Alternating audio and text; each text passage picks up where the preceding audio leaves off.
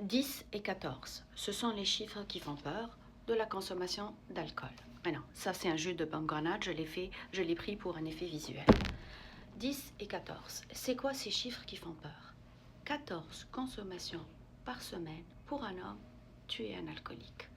10 consommations par semaine pour une femme, tu es une alcoolique. Vous allez me dire, c'est pas vrai, il y a une étude?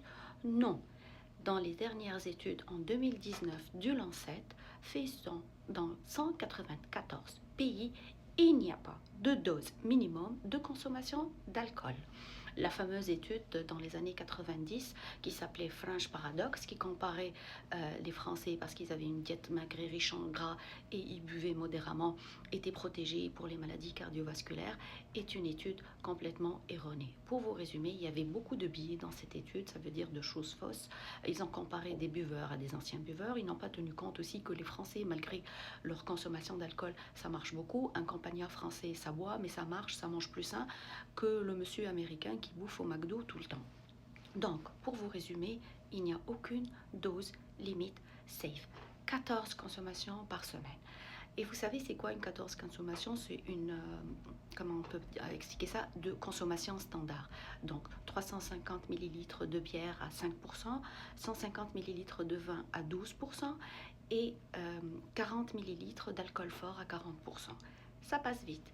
Et vous, derrière les musulmans, là, c'est ne pas me dire, nous, les musulmans, nos prétagés. Je vous rappelle que la Tunisie figure malheureusement parmi les premiers pays consommateurs de bière. 14 consommations en Tunisie en une heure pour certaines personnes. Donc, il faut voir les choses en face. 14 consommations en une semaine, tu te réponds à la définition d'alcoolique avec les risques immédiats de l'alcool, de violence, blessures, etc.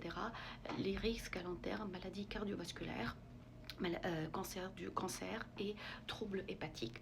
Et la fameuse protection de Resveratrol, j'avais déjà fait une vidéo sur le Resveratrol. Le Resveratrol n'est pas, on ne peut pas lui accorder tout ce qu'on dit. Donc regardez ma vidéo pour le fameux Resveratrol.